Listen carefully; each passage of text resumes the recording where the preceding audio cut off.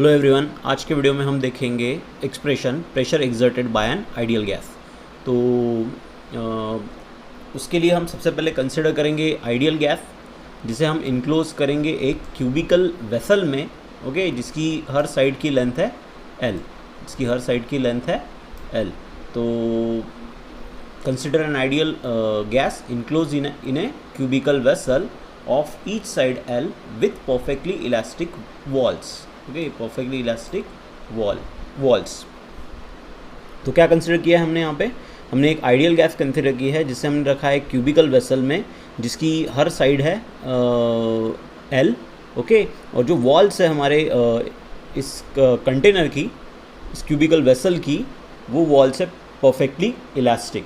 Means perfectly elastic का मतलब यहाँ ये हुआ कि हमारी वॉल के साथ जो भी मॉलिक्यूल कोलाइड होंगे, तो उस कोलिजन के दौरान जो भी मोमेंटम है, लीनियर मोमेंटम, वो वहाँ पे कंजर्व होगा। Okay, so that's why here the wall is perfectly elastic.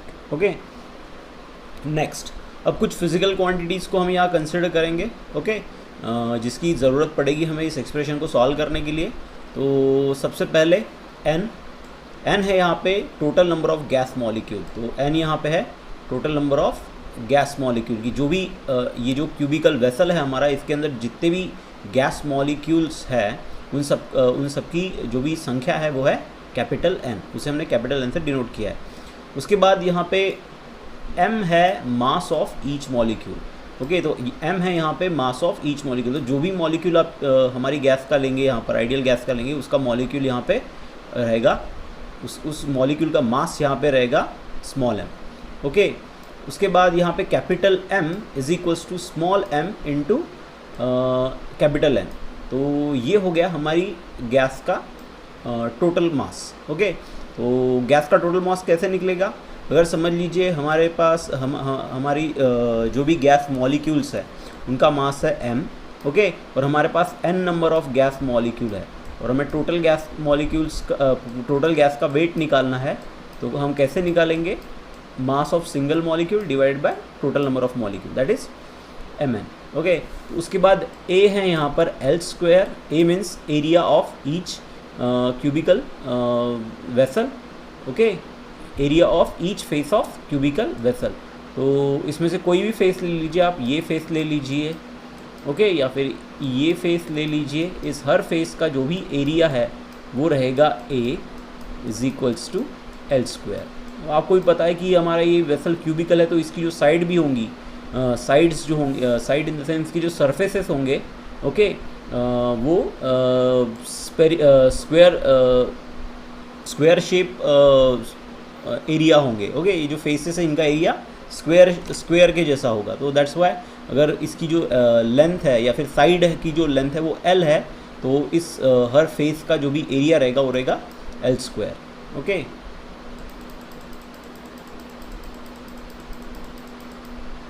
Okay, और क्यूबिकल वेसल होने के कारण इसका जो वॉल्यूम है वो रहेगा L3। तो यहाँ पे V is equals to L3 है वॉल्यूम हमारे क्यूबिकल वेसल का। ओके, नेक्स्ट, यहाँ रो है डेंसिटी हमारे गैस की। तो डेंसिटी का फॉर्मूला आप सबको पता है, मास अपॉन वॉल्यूम। तो हमारी जो भी गैस है उसने इस वेसल के वॉल्यूम के इतना ही वॉल्यूम ऑक्यूपाई किया होगा, तो हमारी गैस का वॉल्यूम भी इस क्यूबिकल वेसल के वॉल्यूम जितना ही होगा। तो यहाँ पे आएगा mass upon volume. So m is a mass of gas, v is a volume occupied by the gas which is equal to the volume of a cubical container. Okay, और cubical vessel m की value हमको पता है, m की value है nm या फिर mn, और डिवाइडेड L की वैल्यू है v की वैल्यू है वॉल्यूम की वैल्यू है L3। तो ये होगी डेंसिटी। तो ये एक और एक फार्मूला बोल सकते हैं आप यहाँ पर डेंसिटी का। ओके, आगे हम इसे यूज़ करेंगे। ओके, नेक्स्ट, अब समझ लीजिए कि हमारी जो भी गैस है, हमारी गैस में बहुत सारे नंबर ऑफ मॉलिक्यूल्स होंगे। Okay, large number of molecule, n number of molecules होंगे। तो उन मॉलिक्यूल्स की जो भी वेलोसिटी होगी, ओके, तो वो वेलोसिटी हम यहाँ लेंगे। तो समझ लीजिए n नंबर ऑफ मॉलिक्यूल है, तो हमारे पास n नंबर ऑफ वेलोसिटीज़ की वैल्यू रहेगी। तो समझ लीजिए कि v1 पहले मॉलिक्यूल की वेलोसिटी, v2 दूसरे मॉलिक्यूल की वेलोसिटी, ऐसे करते करते हम n मॉलिक्यूल तक जाएंगे। तो vn हो गई हमारे nth मॉलिक्यूल की वेलोसिटी। तो यही यहाँ पे बस यही दिया है कि v1 v2 और vn ये सारी क्या है, अप टू vn ये सारी वेलोसिटीज़ है हमारे मॉलिक्यूल्स ऑफ द गैस की। अब ये जो वैल्यूज़ है v1 v2 vn, या फिर इसमें से कोई भी एक वैल्यू लीजिए, समझ लीजिए v1 ले ली, तो कोई भी वैल्यू लेने के बाद आप उस वैल्यू को रिजॉल्व कर सकते हो, उस वेलोसिटी को रिजॉल्व कर सकते हो उसके पैरेलल कंपोनेंट में या फिर रेक्टेंगुलर कंपोनेंट में। 3 रेक्टेंगुलर कंपोनेंट रहेंगे यहाँ पर, क्योंकि यहाँ पे अब आप देख सकते हैं कि यहाँ पे 3 डायमेंशन एक्सिस बना हुआ है। तो ये कुछ इस तरीके से बना हुआ है ये। ओके, तो ये हो गया हमारा x। ओके, y हमारा कुछ इस तरीके से इस तरफ गया हुआ है। ओके, y, और ये हो गया हमारा z।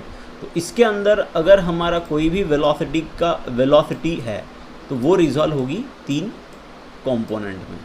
ओके, तो हम इससे पहले भी इस चीज़ को पढ़ चुके हैं, resolution of vector in 3 dimension में। ओके, तो बस उसी का इस्तेमाल करके हम क्या करेंगे, हमारे जो भी कोई भी मॉलिक्यूल हो, उस मॉलिक्यूल की वेलोसिटी को हम स्प्लिट करेंगे 3 कंपोनेंट में। ओके, जो कि रहेंगे x, y और z एक्सिस के अराउंड। ओके, अब समझ लीजिए कि हम हमारा जो मॉलिक्यूल 1 है उसकी वेलोसिटी है, समझ लीजिए v1, तो उस वेलोसिटी को हम स्प्लिट करेंगे 3 कंपोनेंट में x, y, z एक्सिस के अलाउंड। तो वो रहेंगे vx1, vy1 और vz1। ये तीनों हो गए कंपोनेंट, रेक्टेंगुलर कंपोनेंट, हमारी वेलोसिटी v1 जो कि हमारे पहले मॉलिक्यूल की वेलोसिटी है, ये हो गए उसके कंपोनेंट। ओके, तो these are the component of velocity v1 along positive direction of x, y and z axis। तो ये सारे कंपोनेंट की जो भी डायरेक्शन रहेगी वो रहेगी positive direction of x, y and z axis. अब आप इस डायग्राम में देख सकते हैं कि ये हो गया हमारा z एक्सिस। ओके, यहाँ पे है हमारा x एक्सिस और y को हमने इस दिशा में बताया है। तो ये जो एक्सिस है यहाँ पर, ये है हमारा negative y axis.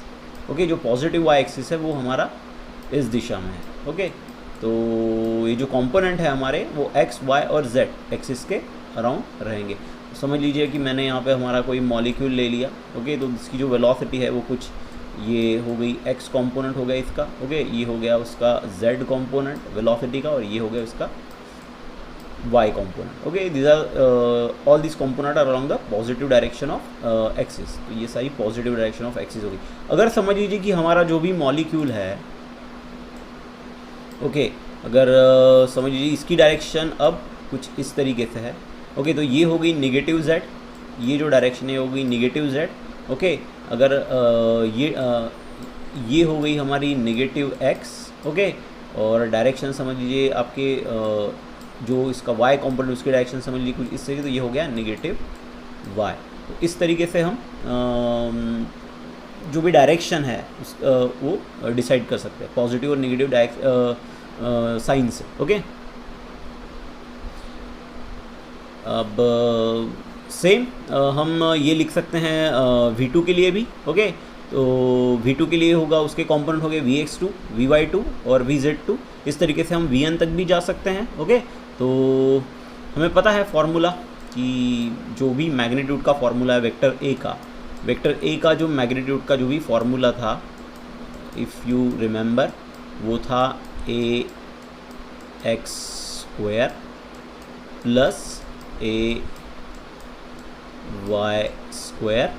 Okay, plus az²।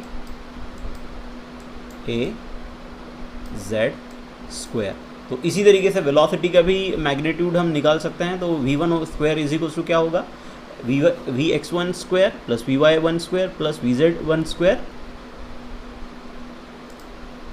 उसी तरीके से v2 के लिए भी आप निकाल सकते हैं, और इसी तरीके से हम vn के लिए भी निकाल सकते हैं। That will B vxn² plus vyn² plus vzn²।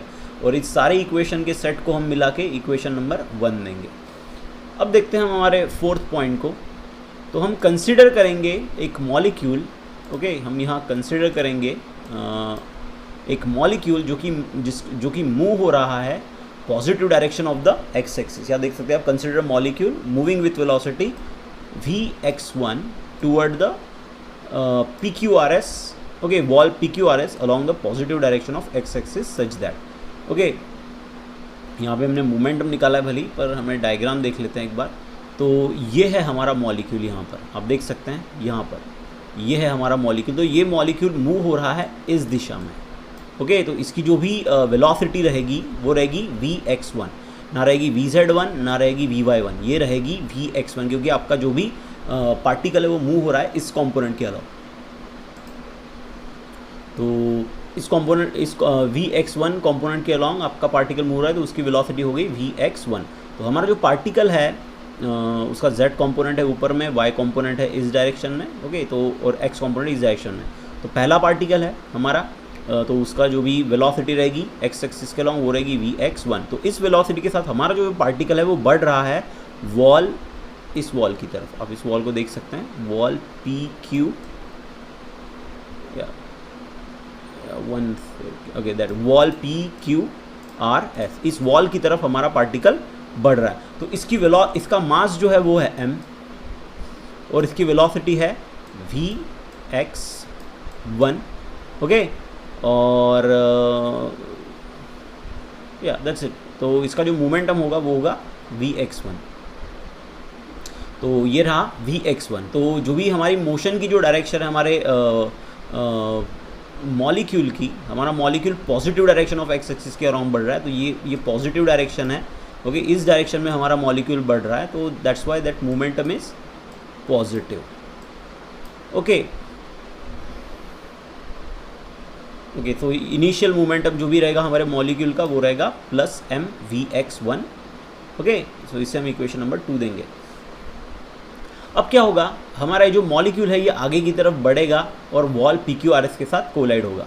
तो जैसे ही ये कोलाइड हुआ तो क्या होगा, इसके जितने भी वेलोसिटी के कंपोनेंट ये सारे हो जाएंगे रिवर्स हो जाएंगे। मीन्स अब आप देख सकते हैं कि ये पहले जो हमारा मॉलिक्यूल था ये पहले x direction, okay, that will be the x, okay, ये हो गई x डायरेक्शन हो गई इसकी, ये हो गई y डायरेक्शन और ये हो गई z डायरेक्शन, ओके। तो अब टकराने के बाद हमारे मॉलिक्यूल का जो भी x कंपोनेंट होगा वो कुछ इस तरीके से जाएगा। तो देखिए ये अपोजिट हो गया पहले वाले x से। y कंपोनेंट जो था इस तरफ था y कंपोनेंट, अब वो चले जाएगा उस तरफ, ओके। और जो भी z कंपोनेंट था जो कि अपवर्ड डायरेक्शन में था वो चले जाएगा डाउनवर्ड।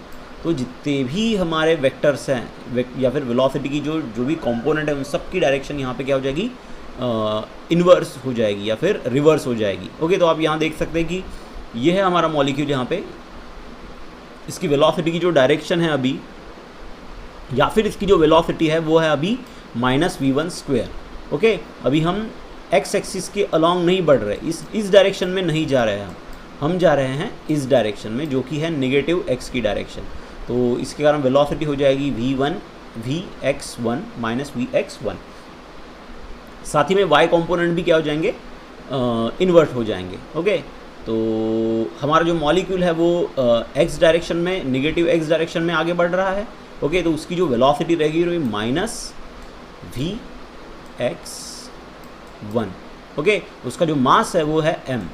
तो हमारे पार्टिकल का जो भी मोमेंटम रहेगा कोलिजन के बाद वो आएगा -mVx1। कोलिजन के पहले था वो +mVx1, कोलिजन के बाद था वो -mVx1।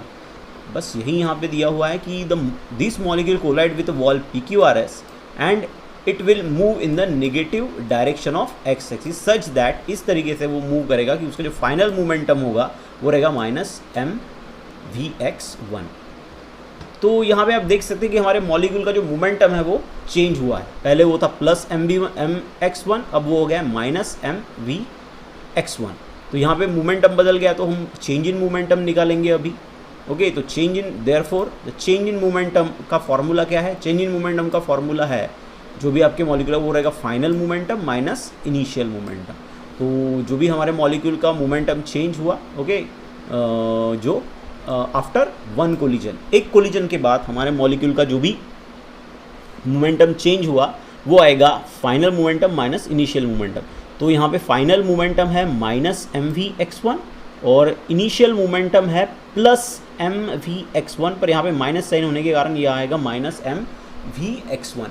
अब ये भी माइनस ये भी माइनस, तो माइनस माइनस यहाँ पे एडिशन होगी, तो यहाँ पे आएगा -2m Vx1। ये आएगा हमारे मॉलिक्यूल का बदला हुआ momentum after the one collision. तो इससे देंगे हम इक्वेशन नंबर 4। यहाँ पे अब नेगेटिव साइन का क्या मतलब है? नेगेटिव साइन का मतलब है कि हमारे मॉलिक्यूल ने कुछ हद तक मोमेंटम खो दिया।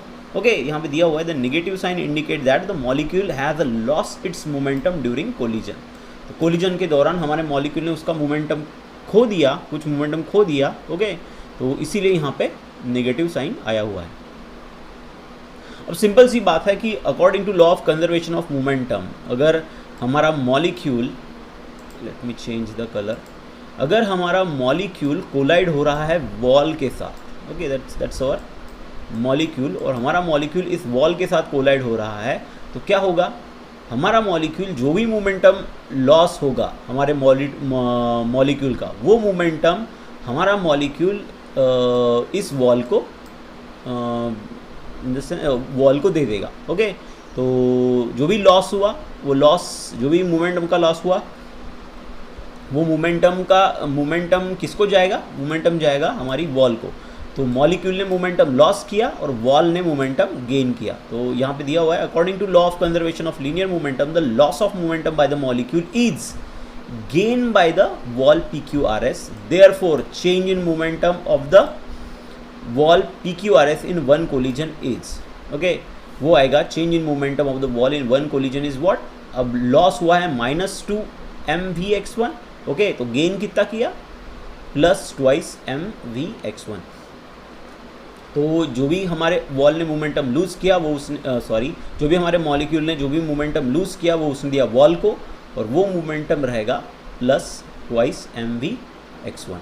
Okay, so that will be the momentum gained by the wall after the one collision. Okay, अब the total distance traveled by the molecule between two successive collision or between two collision with the wall PQRS with velocity Vx1 is twice L। अब यहाँ पे क्या बोला गया है कि जो भी डिस्टेंस, हम डायग्राम की तरफ आएंगे। ओके, अब इस डायग्राम को ध्यान से देखिए कि हमारे मॉलिक्यूल, समझ लीजिए यहाँ पे हमारा मॉलिक्यूल है। ओके, हमारा मॉलिक्यूल PQRS की तरफ गया और इस वॉल से PQRS की तरफ गया, तो उसने डिस्टेंस कवर किया L। एक कोलिजन हुआ। ओके, एक कोलिजन होने के बाद या फिर ओके, हम ऐसा करते हैं, हम हमारी वॉल से ही शुरू करते हैं। ओके, तो समझ लीजिए हमारा मॉलिक्यूल है PQRS वॉल की तरफ। ओके, तो यहाँ पे क्या दिया हुआ है, फिर से एक बार देख लेते हैं हम। यहाँ पे दिया हुआ है कि the total distance travel by the molecule between two collision with the wall PQRS is equals to with velocity Vx1 is twice L। तो यहाँ पे क्या हुआ है कि जो भी डिस्टेंस हमारा मॉलिक्यूल ट्रैवल कर रहा है दो कोलिजन के बीच में हमारी वॉल PQRS के साथ, वो डिस्टेंस है ट्वाइस L। तो समझ लीजिए कि यहाँ पे हमारा मॉलिक्यूल है, ये रेड कलर का। ओके, तो मॉलिक्यूल यहाँ पे पहली बार कोलाइड हुआ। ओके, अब वो आगे की तरफ जाएगा, अगली वॉल के साथ कोलाइड होगा। ओके, और फिर से, तो यहाँ उसने डिस्टेंस ट्रैवल किया L। अब वो फिर से आएगा और फिर से कोलाइड होगा हमारी वॉल PQRS के साथ दूसरी बार। ओके, तो यहाँ इसने डिस्टेंस कवर किया फिर से L, तो ये टोटल डिस्टेंस हो गया ट्वाइस L। तो हमारे मॉलिक्यूल ने वॉल PQRS के साथ दो बार टकराने के लिए जो डिस्टेंस ट्रैवल किया वो है ट्वाइस L, वो है ट्वाइस L। ओके, तो अब हम टाइम निकालेंगे कि हमारे पार्टिकल को कितना टाइम लगा। ओके, ये डिस्टेंस ट्रैवल करने के लिए या फिर दो कोलिजन होने के लिए हमारे वॉल PQRS के साथ। तो टाइम का फॉर्मूला है distance upon velocity.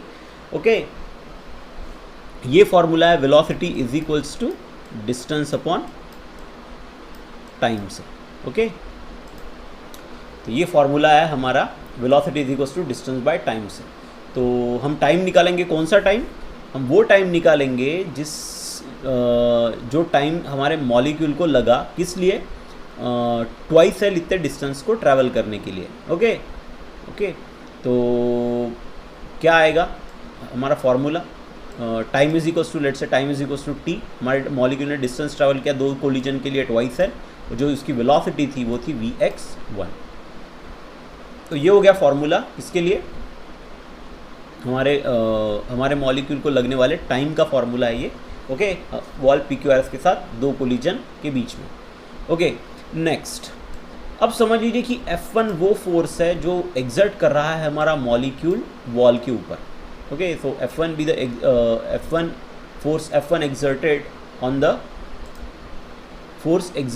the wall by the molecule, okay, is given by, अब फोर्स का जो फॉर्मूला है वो फॉर्मूला है change in momentum upon time. तो हम यहाँ पे वो फोर्स निकाल रहे हैं जो फोर्स हमारे मॉलिक्यूल ने एग्जर्ट किया है हमारी वॉल PQRS के ऊपर। तो उसका फॉर्मूला है F is equals to change in momentum upon time. Okay, that formula is came according to the Newton second law. अब यहाँ पे हमारा फोर्स लेंगे हम Fx1। तो ये क्योंकि यहाँ पे ये फोर्स एग्जर्ट किया है हमारे मॉलिक्यूल ने x डायरेक्शन में। ओके, हमारे मॉलिक्यूल ने फोर्स एग्जर्ट किया है किस डायरेक्शन में, x डायरेक्शन में। ओके, और पहला मॉलिक्यूल है हमारा, तो that's why it is that force is what, Fx1। Okay, तो जो भी फोर्स आएगा यहाँ पर हमारे पास चेंज इन मोमेंटम का फॉर्मूला है। चेंज इन मोमेंटम का हमारा फॉर्मूला है ट्वाइस m vx1। ओके, हम ऑलरेडी निकाल चुके हैं इसे। Okay, that's twice m vx1, ये that's a change in momentum और momentum gain by the wall. और जो टाइम का फॉर्मूला हम ऑलरेडी निकाल चुके हैं, time is equal to 2L/vx1। तो बस ये दोनों वैल्यू यहाँ पुट करेंगे, यहाँ पे 2 हो जाएगा कैंसिल। तो हमारा फॉर्मूला जो बचेगा Fx1 का वो आएगा mvx1/L। तो Fx1 क्या है, Fx1 वो फोर्स है जो हमारे मॉलिक्यूल ने एग्जर्ट किया है वॉल PQRS पर। और हमारा जो मॉलिक्यूल है वो पहला मॉलिक्यूल है। ओके, पहला मॉलिक्यूल है जिसने फोर्स एग्जर्ट किया है हमारी वॉल PQRS के ऊपर along the direction of x axis. तो यहाँ पे फॉर्मूला इसका बना m is equals to vx1/L।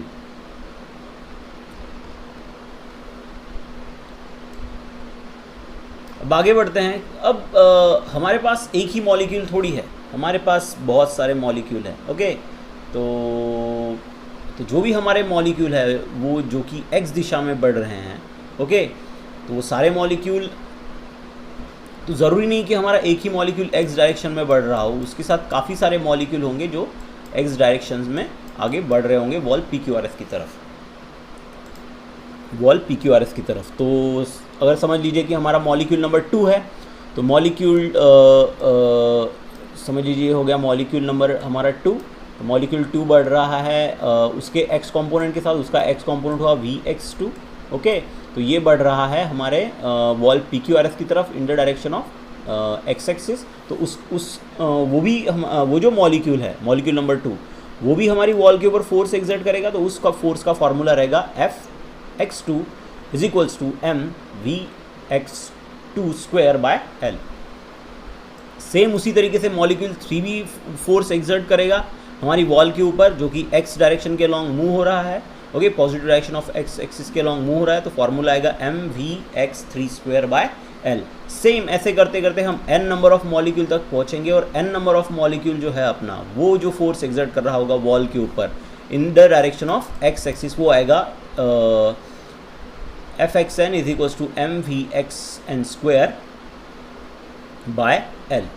Okay, तो n नंबर ऑफ मॉलिक्यूल्स हमारी वॉल के ऊपर फोर्स एग्जर्ट करेंगे। उन सारे फोर्सेस के इंडिविजुअल फॉर्मूले कुछ इस तरीके से है। अब आगे बढ़ते हैं हम। अब हमें टोटल फोर्स निकालना है, टोटल फोर्स Fx निकालना है जो हमारे गैस एग्जर्ट कर रही हैं वॉल PQRS की तरफ। तो कैसे निकालेंगे, समझ लीजिए कि ये हमारी वॉल हुई। ओके, और इस वॉल पर हमारे ये 3 मॉलिक्यूल फोर्स एग्जर्ट कर रहे हैं। तो हमें टोटल फोर्स निकाल दो। कैसे निकालेंगे हम क्या करेंगे, इन सारे फोर्सेस की क्या करेंगे, एडिशन करेंगे। ओके, तो सेम यहाँ पे हमारे पास n नंबर ऑफ मॉलिक्यूल्स है, तो n नंबर ऑफ फोर्सेस की वैल्यू होगी। ओके, तो n नंबर ऑफ फोर्सेस के लिए हमारा टोटल फॉर्मूला आएगा फोर्स का Fx, it's a force which is along the x axis. Okay, जो फोर्स हमारे पार्टिकल एग्जिट कर रहे हैं along the direction of x axis wall PQRS के ऊपर, वो रहेगा Fx1 + Fx2 + Fx3 up to Fxn। अब इस तरीके से हमारे पास fx1, fx2, fx3 up to fxn के सारे फार्मूले, हमने वो फार्मूले इसमें पुट किए। तो आप यहाँ देख सकते हैं कि हर फार्मूले में m/l is a common thing, okay. तो यार कॉमन टर्म, तो m/l यहाँ पे बाहर आ जाएगा और हमारे पास जो फोर्स का फार्मूला है, fx का फार्मूला, जो कि फोर्स है हमारे मॉलिक्यूल्स ने या फिर हमारी गैस ने एक्सर्ट किया हुआ हमारी वॉल के ऊपर, okay, in the direction of positive, in the positive direction of x axis, उसका फॉर्मूला कुछ इस तरीके से आएगा, ओके। अब प्रेशर के बारे में बात करते हैं, फोर्स के बारे में बात हो गई, क्योंकि हमें अल्टीमेटली प्रेशर का ही एक्सप्रेशन फाइंड करना है। तो हमें पता है कि प्रेशर का जो फॉर्मूला है वो है फोर्स अपॉन एरिया। तो फोर्स तो हमने निकाल लिया, अब एरिया तो भी पता है, बस हमें कुछ बस वैल्यू पुट करके प्रेशर का फॉर्मूला निकालना है अलोंग एक्स एक्सिस। तो pressure Px exerted by the molecule on the wall along x axis of the cubical vessel is given by, तो हम यहाँ पे प्रेशर निकाल रहे हैं जो हमारे मॉलिक्यूल्स ने एक्सर्ट किया है वॉल के ऊपर along the direction of x axis, okay. किसकी वॉल के ऊपर? क्यूबिकल वेसल की वॉल के ऊपर। तो प्रेशर इज इक्वल्स टू क्या आएगा? Force upon area, okay. तो प्रेशर का फॉर्मूला क्या है? यहाँ पे हम जिस फोर्स की बात कर रहे हैं वो एक्स एक्सिस के अलॉन्ग का फोर्स है, तो दैट विल बी Fx और एरिया है A। अब हमारे पास Fx की वैल्यू है, ओके, इक्वेशन नंबर 9। तो ये वैल्यू हमें पुट करनी है यहाँ Px के इक्वेशन में। तो ये वैल्यू समझ लीजिए, अगर आपने यहाँ पुट कर ली तो क्या होगा? तो यहाँ पुट करने के बाद जो ml तो कॉमन निकला हुआ है, तो l और l स्क्वायर, ये डिनोमिनेटर वाला, ये l और ये l स्क्वायर मिला के बन जाएंगे l क्यूब, और l क्यूब मतलब होता है v। तो ये रहा आपका प्रेशर का फॉर्मूला जो कि गैस आपकी एग्जर्ट करेगी वॉल PQRS के ऊपर in the direction of x axis, in the direction of x axis, okay. तो इसी तरीके से हम उन प्रेशर के कंपोनेंट को भी निकाल सकते हैं जो आपकी गैस एग्जर्ट कर रही है along y axis and along z axis, okay. That will be very easy, okay. तो इसके बाद नेक्स्ट,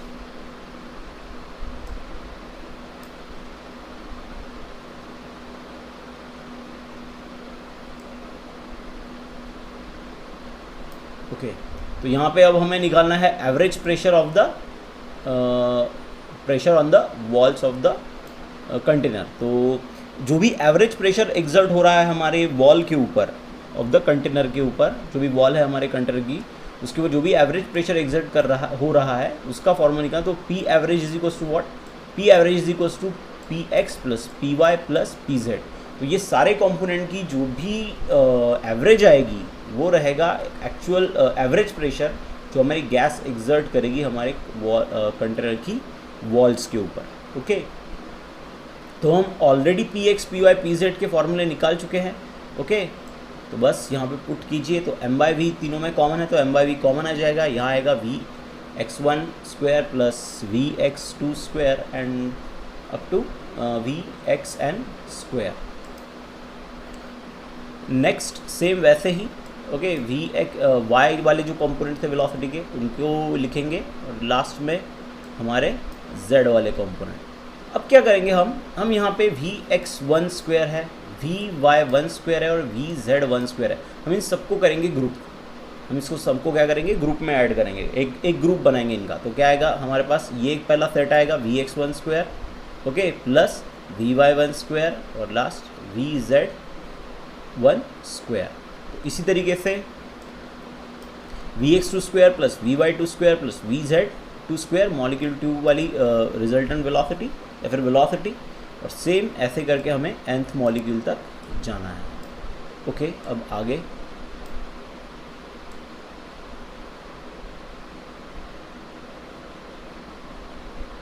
ओके, अब आगे देखते हैं। हमें भी पता है कि Vx1 square plus Vy1 square plus Vz1 square is equals to होता है V1। Same Vx2 square plus Vy2 square plus Vz2 square is equals to होता है V2 स्क्वायर। और इसी तरीके से हमारा n का भी फॉर्मूला आएगा, Vn का formula, okay. Vxn square plus Vyn square plus Vzn square is equals to what? That will be Vn square, okay. तो अब आगे बढ़ते हैं एक्सप्रेशन में।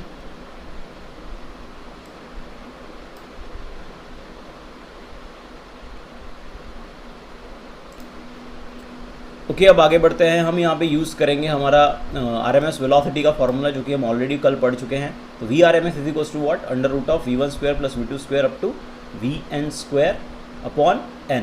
That n is nothing but number of molecule. तो सारे के सारे मॉलिक्यूल की हमने क्या कर लिया, स्क्वायर ले लिया, इसकी मीन ले ली, उसका स्क्वायर रूट ले लिया, तो हमें मिल गया VRMS वैल्यू। तो अब यहाँ पे हम क्या करेंगे, स्क्वायरिंग करेंगे दोनों तरफ, तो और n को हम इस तरफ भेज देंगे, तो हमें कुछ इस तरीके से इक्वेशन मिलेगा हमारा, V1 square plus V2 square up to Vn square is equals to n VRMS square. तो अब हमारे फॉर्मूले में ये जो टर्म है V1 square plus V2 square up to Vn square, इसके जगह हम पुट कर सकते हैं n इंटू VRMS स्क्वायर। तो बस इसे पुट कीजिए यहाँ पर, तो आपका जो भी इक्वेशन नंबर 13 है, सॉरी इक्वेशन नंबर 12 है, वो कुछ इस तरीके से ट्रांसफॉर्म होगा, P is equals to m by 3VN into V square RMS। Okay, या फिर n इंटू m, n और m मिला के होता है कैपिटल M, जो कि है हमारी गैस का मास, तो ये आएगा m upon 3V into V square RMS। अब मास अपॉन वॉल्यूम होता है डेंसिटी, मास अपॉन वॉल्यूम होता है डेंसिटी ऑफ द गैस, तो m बाय v के जगह हम पुट करेंगे रो, दैट द डेंसिटी, तो P is equals to 1/3 rho V square RMS। Okay, तो ये तीनों जो भी फॉर्मूले है, फॉर्मूला 14, 13 या फिर फॉर्मूला नंबर 16, ये तीनों के तीनों फॉर्मूले है expressions. Okay, these are the expression for pressure exerted by the gas on the walls of container। Okay, तो ये हुआ हमारा एक्सप्रेशन प्रेशर का, थोड़ा लेंदी है, ओके, पर कठिन नहीं है। आप थोड़ी प्रैक्टिस करेंगे इसकी तो आपको आसानी से समझ में आ जाएगा। ओके, तो